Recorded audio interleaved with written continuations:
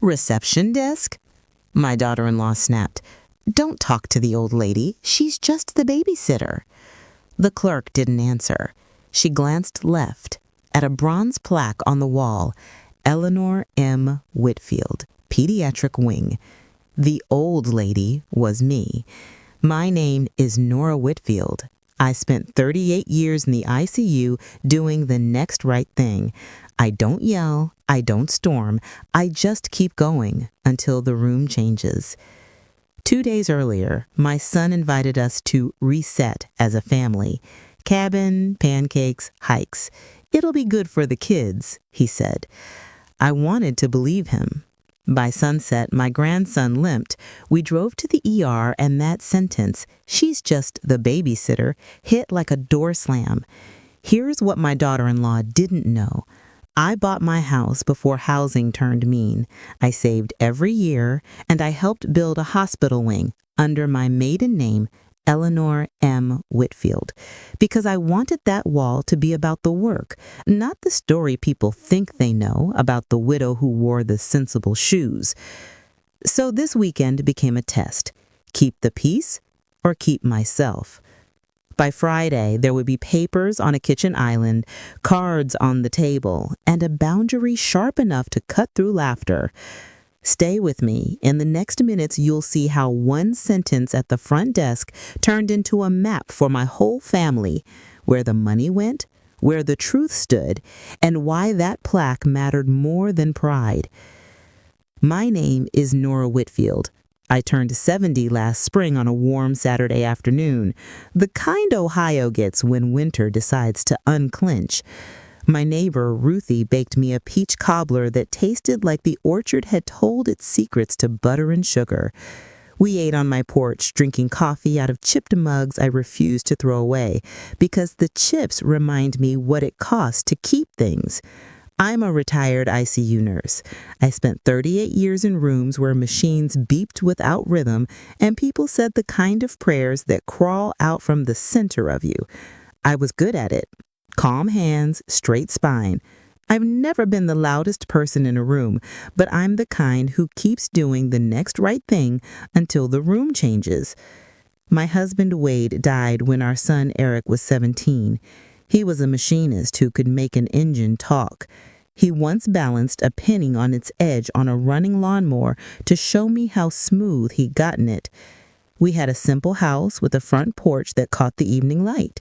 There was a little dent in the step where Eric and his friends would jump off with their skateboards. We never fixed that dent. It was our family's thumbprint. After Wade passed, I worked nights. Nights are different. The hallways go long. Sounds fall away. People tell you things they won't say at noon. I learned what you can learn only in those hours, that breath can whisper back into a body that wants to quit, and that sometimes all you can do is hold a hand until the leaving is gentle.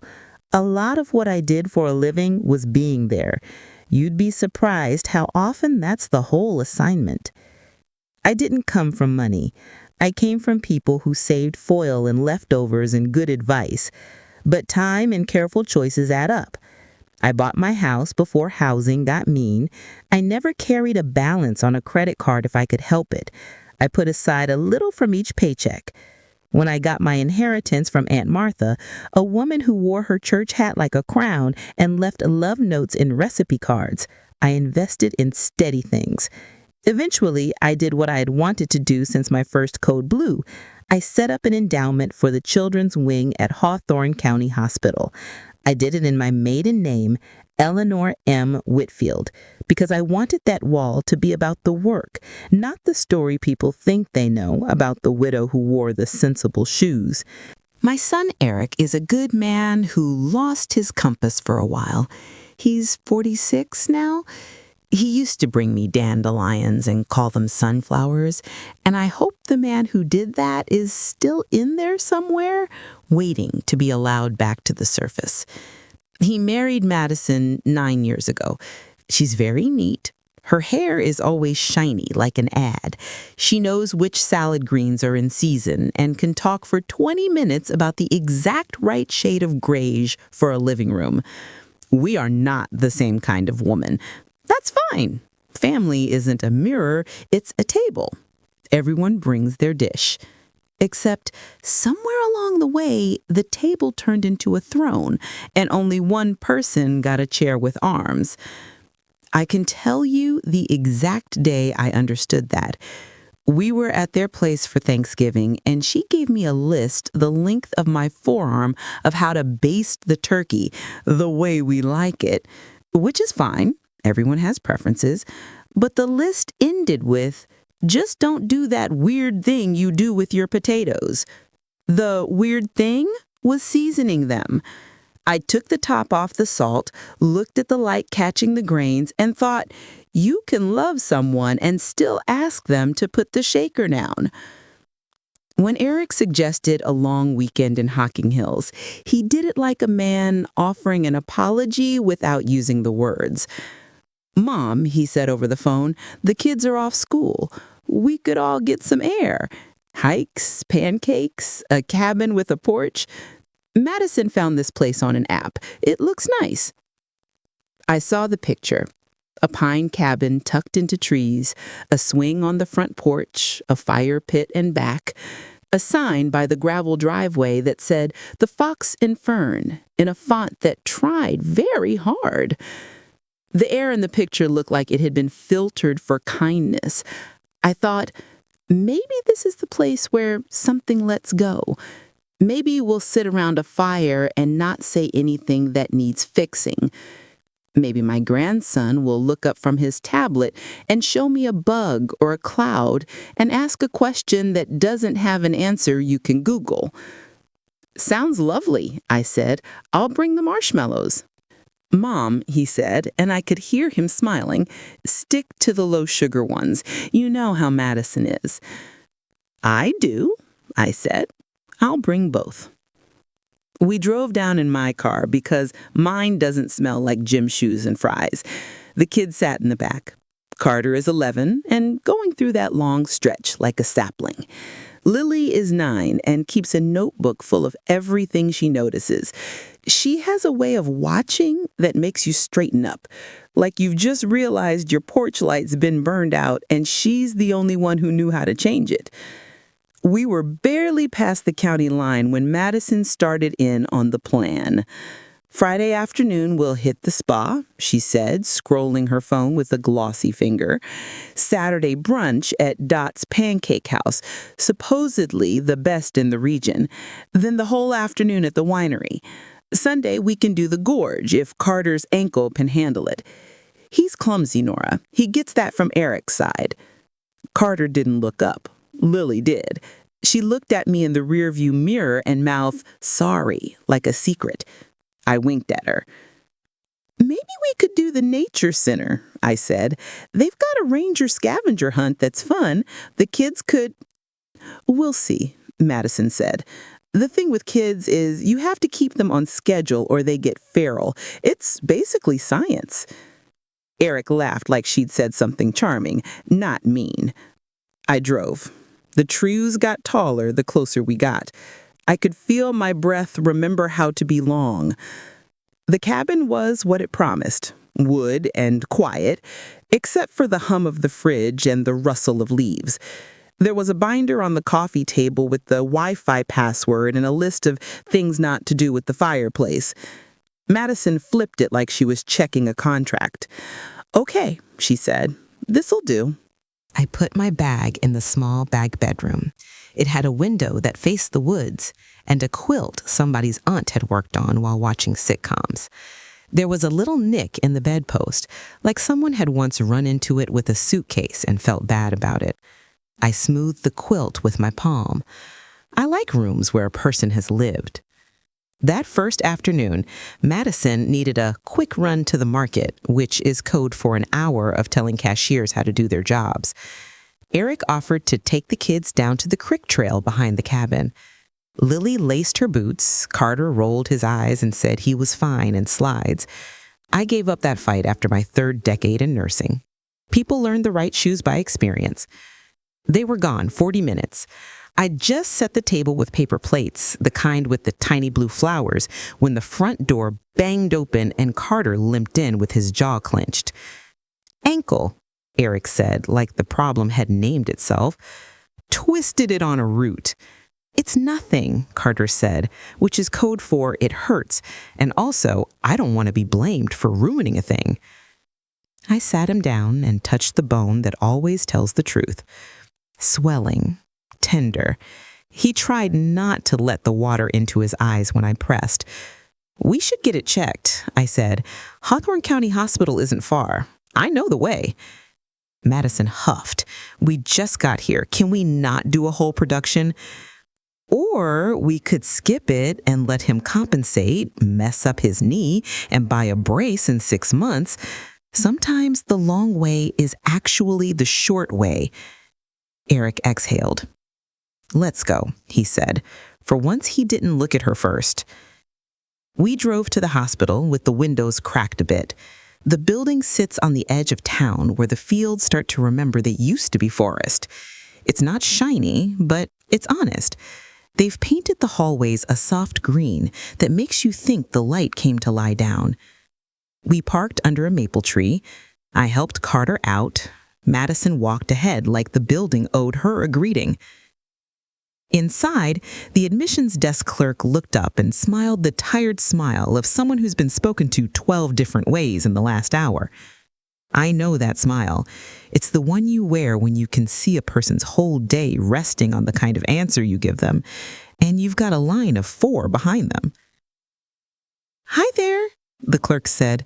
"What brings you in?" I opened my mouth because I'm the one who knows the difference between a sprain and a break by the way you say ow. But Madison put a hand up like she was stopping traffic. "Don't talk to the old woman," she told the clerk. "She's just the babysitter. Put the chart under my name." Eric laughed. It was not a nervous laugh. It rained against the tile and came back to me like a list of all the times I didn't say anything when I should have. The clerk's face didn't change much, but something behind her eyes did that little flinch people do when they've bitten their tongue in the same place and reopened a cut. She looked past Madison for half a heartbeat. I didn't have to turn to know what her eyes landed on. There's a wall to the left of admissions. It's got a bronze plaque with my maiden name, Eleanor M. Whitfield, Pediatric Wing, in honor of every night shift nurse who did the next right thing. The lettering is simple and clean, like someone cut truth into metal and told it to sit up straight. "Of course," the clerk said to Madison, voice steady as Sunday. "We'll get him triaged. Carter, can you step on that scale for me?" We did the usual, vitals, weak jokes to cut tension. An aide with a ponytail from back when ponytails were ironic wheeled us to X-ray. The tech made Carter laugh by humming the theme of a superhero movie. It turned out to be a sprain. He got a wrap and a stern talk about shoes. On the way out, Madison asked for a pillow and then asked again with more words when the answer wasn't the one she wanted. The nurse smiled with half her face and said, "I'll see what I can do," which is code for "I'll do what's possible, not what makes you feel like you won." We headed to Dot's Pancake House because Madison said protein would keep Carter from crashing, and Dot's does a chicken and eggs combo that will make you rethink your opinions. Dot is on the door every morning in a cherry apron, hair sprayed into a shape that would survive a stiff wind. She knows me. I farmed out a good chunk of the donor dinner to her one year, and she fed 40 people on time and hot without raising her voice. "Nora," she called when the bell over the door announced us. "Sit anywhere but the wobbly table. I'm going to fix that thing one of these days." Madison blinked like people knowing me was an inconvenience. She ordered the server like she was piloting a plane. Hot water with 3 lemon wedges, not 2, not 4. Salad dressing on the side. Eggs exactly medium. Not over, not under. And a side of avocado, fresh. No bruises. If it's not ripe, I don't want it. The server, a kid with a cowlick and a name tag that said Josh in big letters like he'd been told he was too soft-spoken, said, You got it, and wrote it all down, even though he'd already memorized the specials, the substitutions, and the tone he'd need to get through the next hour. Dot poured my coffee herself and put her hand on my shoulder like a blessing. "How are you, honey?" she asked. "That quilt you gave to the silent auction raised more than you think for a bunch of squares." "I'm okay," I said. "These beans are the only thing that'll make me tell the truth." "Drink up," she said, tapping the rim. That night, after everyone settled, I stepped out onto the back deck with the trash. The air had that damp chill that crawls into your sleeves and asks impolite questions. Stars were freckled across the dark like someone had shaken salt and let it fall where it wanted. I stood under them long enough to remember that they don't belong to us and shine anyway. The slider door was cracked. I heard voices. Madison's first, clipped and bright like a sales pitch she'd practiced. Eric's next. Then another couple on speakerphone, Brenda and Steve, judging by the way they congratulated themselves for being the kind who gave advice. "She can't keep playing the saint," Madison said. "Next step is power of attorney. I emailed you those forms. If we get it signed, we can move her to a state facility when she slips, and at least the finances will be simple." Brenda laughed. "You're terrible." "I'm practical," Madison said. "The woman's 70. It's not like we have 20 years to worry about. Jay," she still called him by an old college nickname when she wanted to sell something, "thinks we should wait, but I'm done waiting. I am not changing diapers for someone who can barely manage her bills." "Does she even have anything to manage?" Steve asked. "No offense. She dresses like a nurse who shops at the clearance rack." Eric snorted. "She's broke, lives on Social Security. I've been carrying her for years." The trash bag crinkled in my hand. The stars didn't get closer, but the ground did. I leaned against the deck railing until it stopped pretending it wanted to slide out from under me. I heard Madison again, her voice turning that end of sentence sweet where the poison hides. "We'll tell the kid she's confused if she pushes back," she said.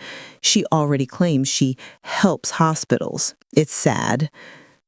Eric said something I'd never thought I'd hear him say. He told Carter she used to run the ICU like it was her own. He asked if that meant she knows the doctors.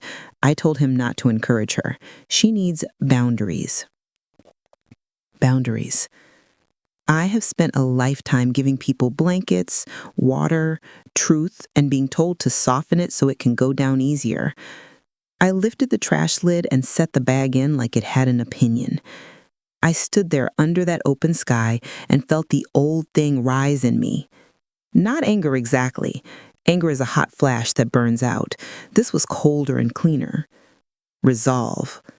It's what makes you pick up the chart and go back in the room because even if the numbers look bad, the person in the bed deserves another try. I sent a text to Paula Kim, my lawyer, who is the only person besides me who can make a coffee grow taller just by looking at it. Freeze the authorized users. File the trust amendments. Draft the notice of support termination. Date tomorrow. Education fund exceptions continue as discussed. She sent a check mark. She knows me well enough not to ask why I'm doing something, just whether I've decided. Morning found me at the kitchen island cutting apples. Lily wandered in first, hair doing its own soft weather. She sat on a stool and watched me with those serious eyes. "Grandma," she said, "did you really help build a whole part of a hospital?" I looked up from the knife. "I helped keep it going. A place is more than bricks. It's people and coffee and the notary who shows up on her lunch break. But yes, I put my name on a wall so someone would remember what nurses do when everyone else goes home." She nodded like she'd added a page to her notebook. "Mom says you like to make up stories," she said, the words careful like she was trying on shoes that didn't quite fit. "Sometimes telling the truth sounds like a story when folks don't know the facts," I said. "What do you think?" "I think Mom likes stories that make her look good," Lily said. Then she flinched like she told a secret she wasn't sure she was allowed to share. "Everyone does," I said. "The trick is learning which ones are worth keeping." We dropped the kids at the State Park Nature Center for the ranger scavenger hunt. Rangers in uniforms that looked too big when they were parked and too small when they started moving handed out clipboards and magnifying glasses. Carter tried to act like he didn't care, which is how boys act when they care and don't know where to put it. Lily asked me to take a picture of her with a poster about salamanders. Eric and Madison said they'd hit the wineries first and meet us for lunch at Dot's at noon. I went for a walk on the short loop trail behind the nature center. It was the kind of path that's kind to ankles and generous to people who need thinking space. There was a bench halfway where the view opens up like a throat. I sat and let the quiet do its work. If you sit still long enough, birds will forget you're a person and start acting like you're a tree. A chickadee landed on a near branch and hopped twice. I nodded at it the way you nod at somebody you're not ready to talk to yet. I thought about money while the birds did their job. Money is a tool. It can build a porch or a wall, depending on how you hold it. When we built the pediatric wing, I told the board I wanted every room to have a window that faced something alive. Sun matters, I said. So does a tree. They nodded like they knew, but they didn't. You don't know what it means to see a leaf when you're stuck in a bed until you've watched the leaf teach someone to keep going. Around 11:50, I walked into Dot's.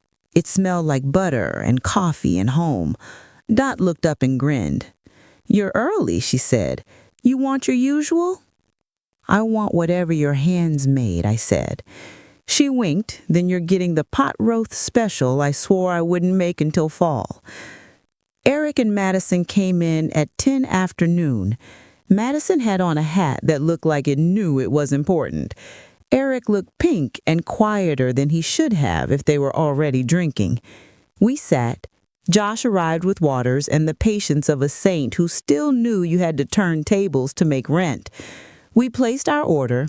I watched Madison watch him write, looking for something to correct. Lunch went the way lunches go when nobody wants to touch the alive thing on the table. Madison told us about a woman at the winery who could have been a model if she didn't insist on carbs. Eric on his nose like he could smell better than other people.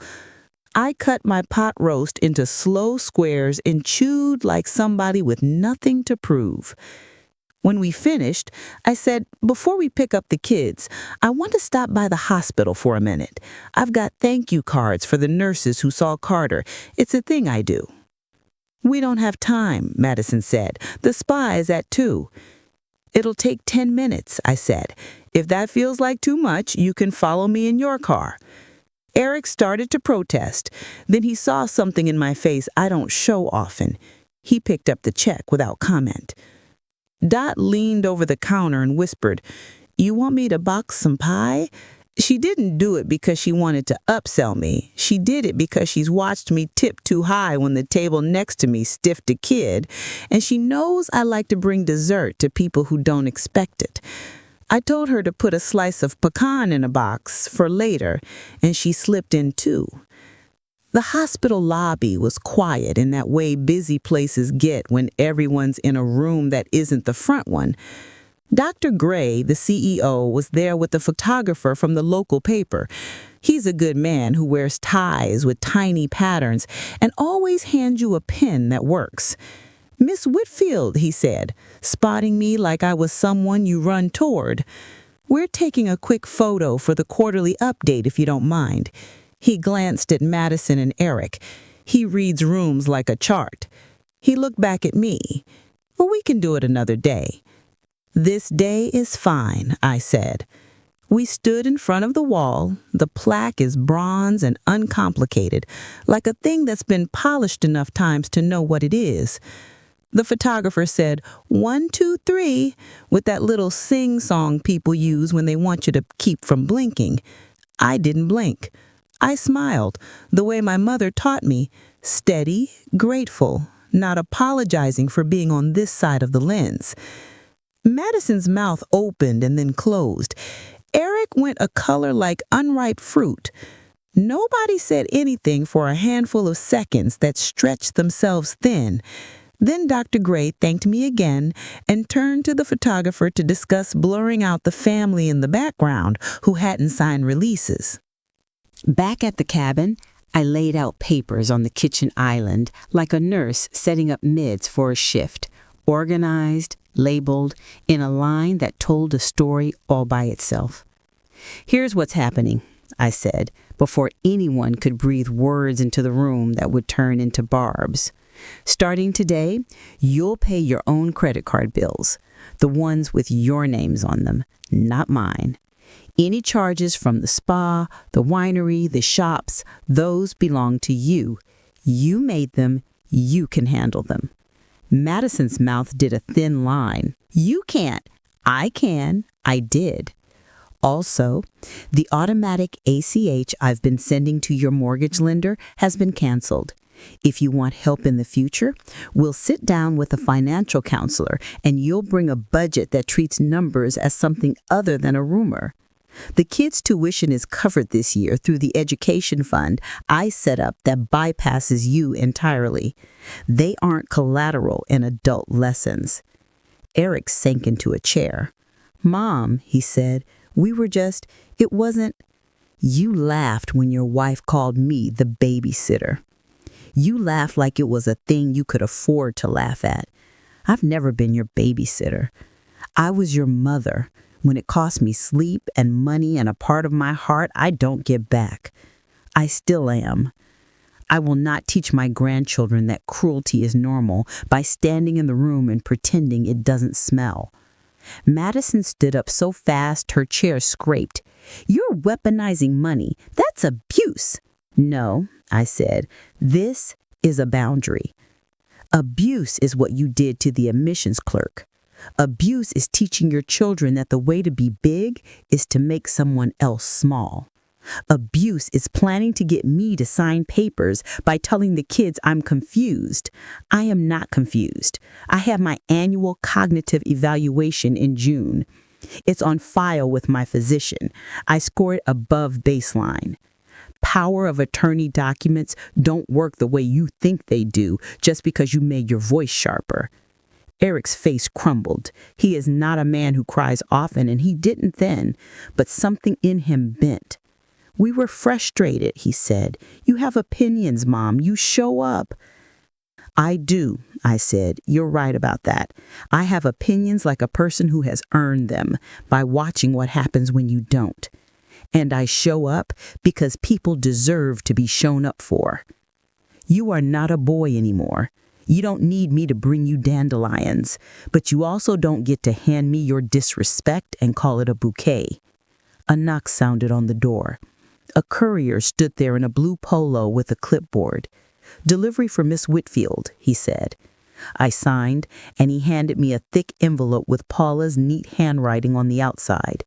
I opened it and slid papers out like cards in a game I knew how to play. "These are the trust amendments," I said, setting them down. "They outline the education fund that cannot be redirected to adult spending. They also remove you, Eric, as an authorized user on any account attached to my name. There's a section here that offers financial counseling through the church 3 blocks from your house with a woman named Teresa who will change your life if you let her." Madison scoffed. "We don't need charity. You need a plan. And a person who tells the truth without a filter that flatters you. Teresa is that person. She will outkind and outmath you at the same time. There's a point in any conversation like this where you have to decide whether you want to be right or you want to be done. I want it to be done." I reached into my pocket and set 2 plastic key cards on the island. "I booked you a room at the lodge on 33 for tonight. You'll check out of this cabin in the morning. The reservation is in my name, but you won't be using it after today. I'm going to stay here with the kids and make hot cocoa and watch a movie that doesn't involve a superhero having a crisis about his chin." Madison made a sound like a tea kettle right before it boils. "You can't kick us out." I'm not kicking you out of your house. I'm asking you to leave the place I paid for when you used it to call me names. We will not spend another night under the same roof if this is how the roof shakes." Eric rubbed his eyes with 2 fingers like he used to when he was 5 and didn't want to go to kindergarten. "What about tomorrow?" he asked. "Tomorrow? You take the long way home and think about what you want your kids to say about you when they're 40. Do you want them to say you stood by while cruelty sat at your table? Or do you want them to say you learned? People like to act like good men are born. They're made. In rooms like this." Madison peeped up her purse like it was proof she knew what mattered. "This is not how families behave," she said. "This is exactly how families who heal behave," I said. "They say the hard thing. They set the chair back on all 4 legs. They look the mess in the eye until the mess looks away first." They left. The door shut. The cabin did the thing rooms do after a storm. Everything looked like itself again.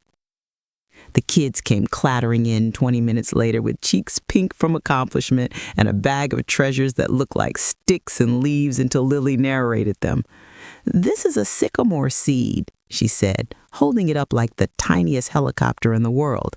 "And Carter found a tiger swallowtail caterpillar, but we didn't keep it because the ranger said to let it do its work."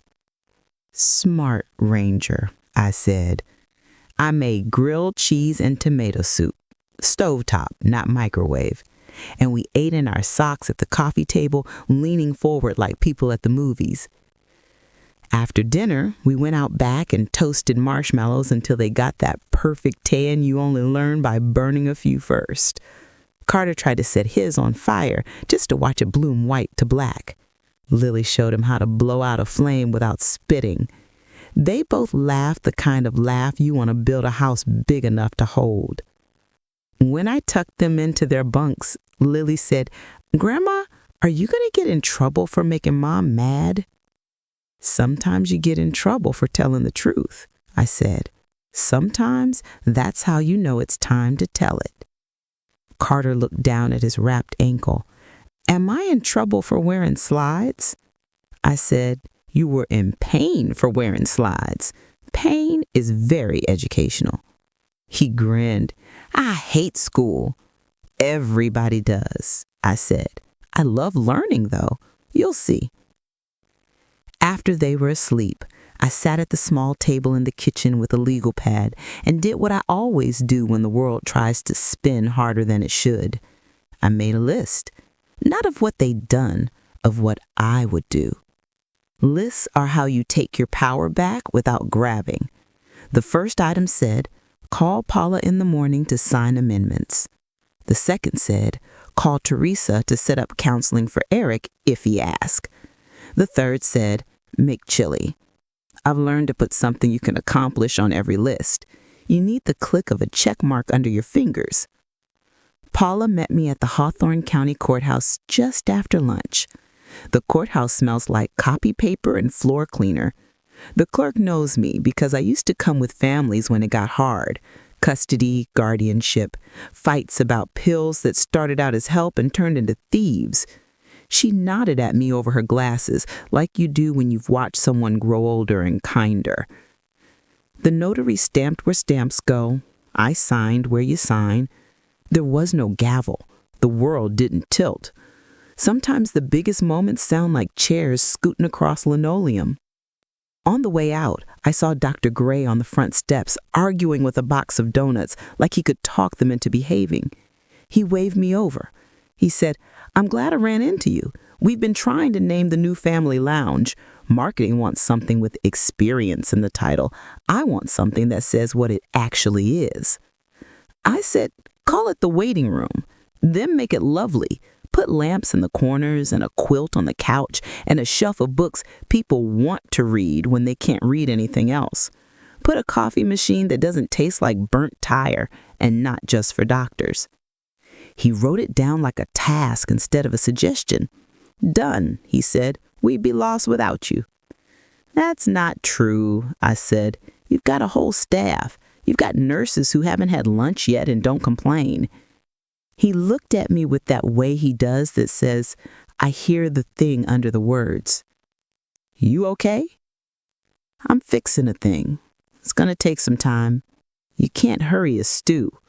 He laughed. "I'll save you a donut anyway." And he held out a pink box like a peace offering from the gods of pastry. That night at the cabin, the kids and I made a fire in the pit out back.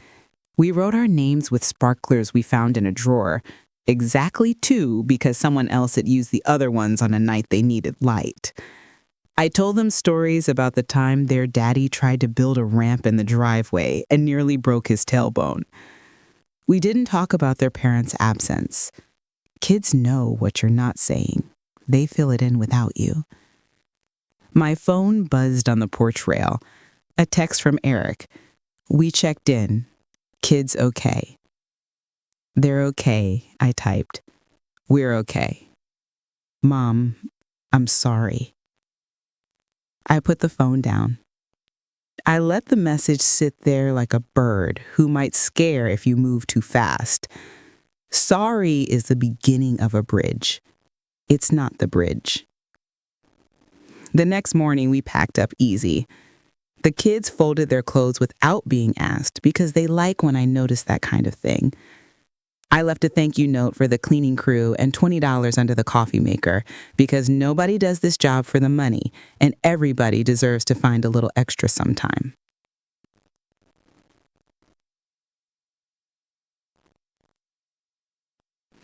Eric and Madison pulled in as we were loading the last bag. She had on sunglasses the size of concern and a mouth set to firm. He looked last night tired. He put the car in park and got out like a man walking into a wind. The kids ran to him like kids do when it's been days, even if it's been hours. "Mom," he said, stopping near the porch steps. "Can we talk?" "We can. We're always going to be able to talk. I'm not a door that locks." Madison crossed her arms. "This whole thing is out of proportion. You're making a big deal out of a misunderstanding. I was frustrated." "I know. And when you're frustrated, your tone turns into a tool. The problem is you don't notice when you grab it." Eric put a hand up like a man trying to slow a train. "Mads," he said softly, "let me." She huffed, but she let him. "I should have said something at the hospital," he said to me. "I should have said your name. I should have stopped the laugh before it left my throat. I was trying to keep the peace. You kept the quiet. That's not the same thing." He nodded. "I know. I do. We heard what you said about boundaries. I didn't know how to say this without sounding like I'm trying to make excuses, but we're sinking a little, money-wise. We got used to your help. We built our life with your help baked in. I told myself I'd pay you back when I got the raise. The raise didn't come. I kept telling myself a story that made me comfortable. You told other people a story that made me small. That part is the one that cannot be repeated." He blinked. "I know. I'm ashamed." Shame is an unhelpful house guest unless it cleans. "Okay, here's what I can offer. Go see Teresa. Bring your statements, not your excuses. Show your kids how grown-ups change. I'll meet you halfway when you're halfway." Madison shifted her weight. "And what do I do in this plan?" she asked, like I tried to leave her out of a game. "You decide if you want to be a partner or a parent. You've been trying to raise your husband. He doesn't need a mother, he has one. You need to decide if the woman you are is the woman you like. If she isn't, you have all the power in the world to adjust the dimmer." Her jaw worked. Then she looked at Lily, who was sitting on the cabin steps trying to teach Carter how to draw a salamander that looked like a salamander and not an anxious hot dog. Something passed over Madison's face that I had not seen before. Not softness exactly. Recognition, maybe. Like she remembered being 9 and trying to get an adult to see you. "What about the kids?" she asked.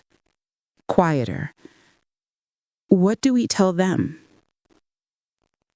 "The truth," I said, "in a way their ears can hold.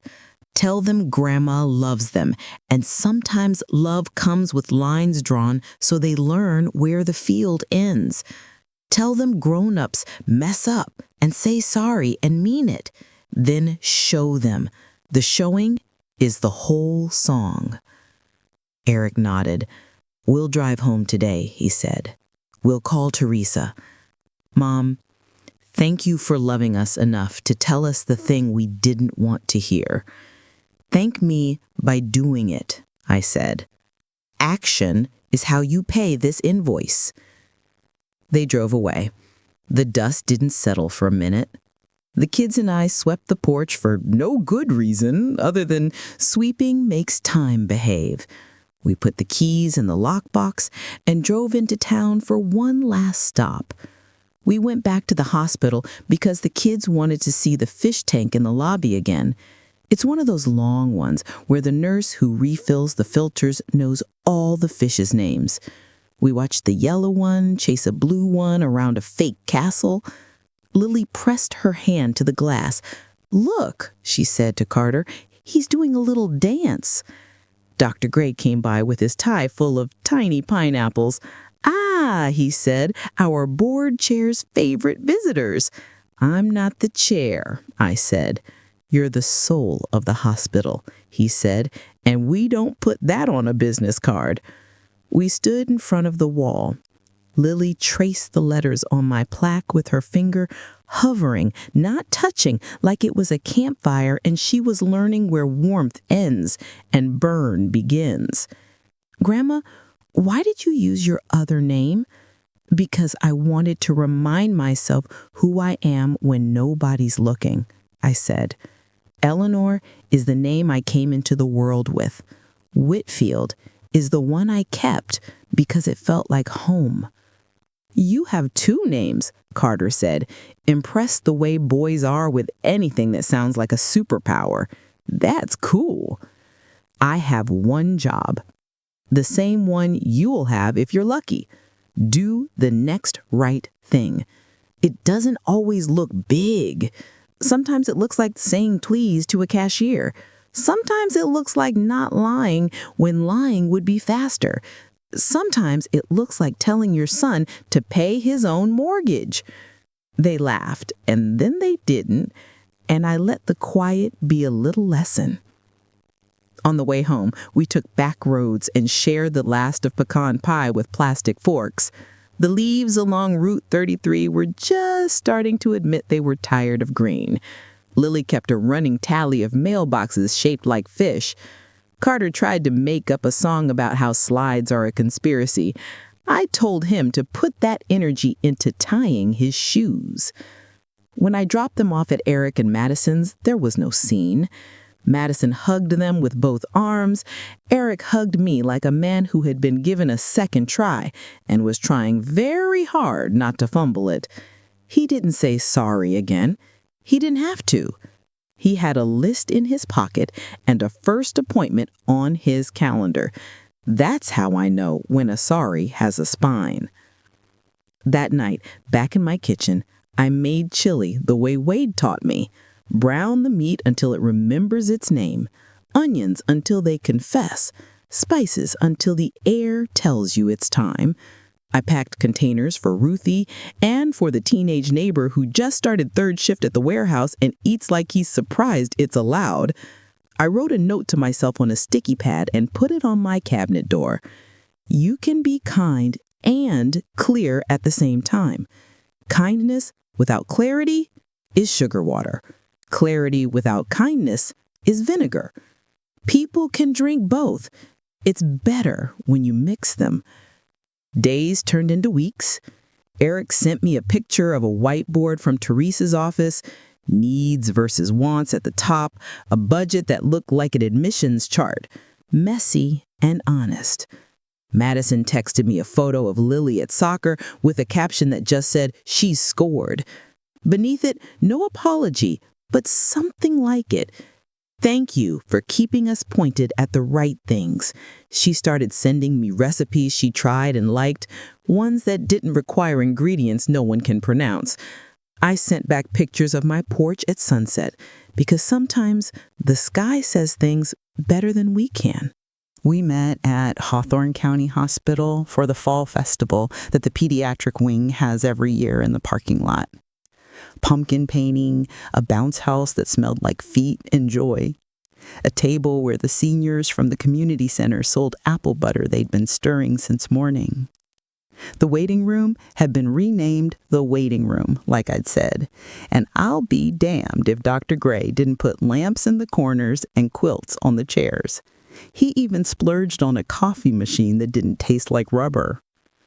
There was a bookshelf with copies of Charlotte's Web and a basket of baby blankets someone's aunt had knitted and said we could use without asking.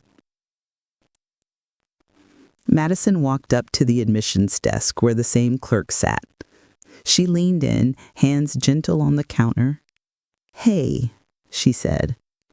"I was ugly last month. I'm sorry. That was on me. Thank you for taking care of us anyway." The clerk looked at her for a second, like she was making sure the words weren't counterfeit. Then she smiled all the way to her eyes. "Thanks for saying so," she said. "We like it when people notice we're people." I watched from the side and didn't insert myself. You cannot do someone else's apology for them, and you shouldn't. It robs them of the muscle they build by lifting the hard thing. In October, Eric asked if we could meet for coffee. He chose the diner near my house where the coffee tastes like it was brewed at dawn by someone who knows how to make choices. He came in wearing a flannel that looked like it came with an apology in the pocket. He ordered his eggs without asking who at the table wanted what, because the table was just us. "Mom," he said, hands around the mug like he needed the heat to remind him not to drift. "I've stopped telling that story about you being useless. I don't know why I told it. I think it made me feel like I was the generous one. I'm embarrassed that I like that feeling. I'm working on it. I'm working on being a man who says the right kind of story." "You've got time," I said. "You just have to use it." He nodded. He didn't need me to draw a diagram. He needed me to stand there and let him sketch his own. Before Christmas, I got a letter in the mail with the hospital logo and my name spelled right. Inside was a note from a mother whose daughter had spent 3 weeks on our floor fighting a lung infection. She wrote about the lamps in the waiting room and how the coffee didn't taste like it was punishing her. She wrote about a nurse named Aria who braided her hair while the IVs dripped and told her, "You're doing the hard part, we're just doing the loud part." She wrote about the bookshelf and how reading 3 chapters of Matilda out loud kept the fear busy. At the end, she said, "I don't know you, but I know you made room for us." I sat at my kitchen table and cried into a napkin because that's the kind of woman I am. I cry at kindness.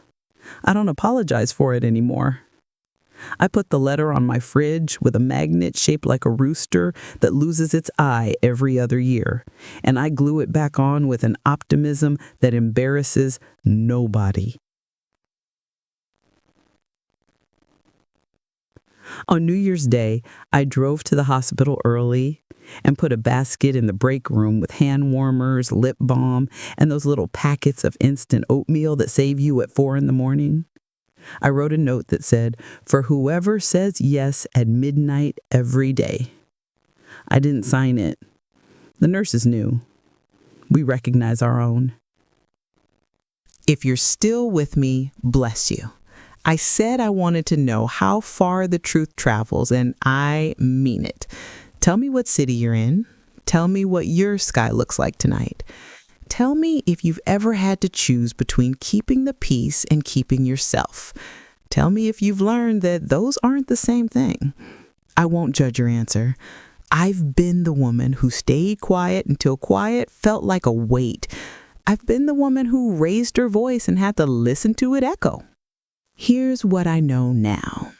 Sometimes love is hot chocolate and marshmallows and letting the kid set his on fire once so he can see what happens. Sometimes love is pie and a takeout box delivered to a front desk. Sometimes love is telling your son, no, you won't keep paying for his life to be easier than his character. Sometimes love is a plaque on a wall with your name on it because you want a person walking by at 10 at night to remember they are not the first to do this and they are not alone. And sometimes love is this: standing in a lobby while somebody points at you and calls you small and deciding to wait until the room is ready for the truth, deciding to tell it anyway, deciding to stay big. If you needed a sign today to do the next right thing, let this be it. If the next right thing is a phone call, make it. If it's a nap, take it. If it's a boundary, draw it. If it's an apology, say it. If it's a walk around the block to find a leaf that teaches you something about staying even when the wind says go, put on your shoes and step into the weather. I'll be here on my porch with a cup of coffee that doesn't need to be as strong as it used to be, watching the sky change its mind. I'll be here with my lists and my casseroles and my name on a wall that isn't mine to keep.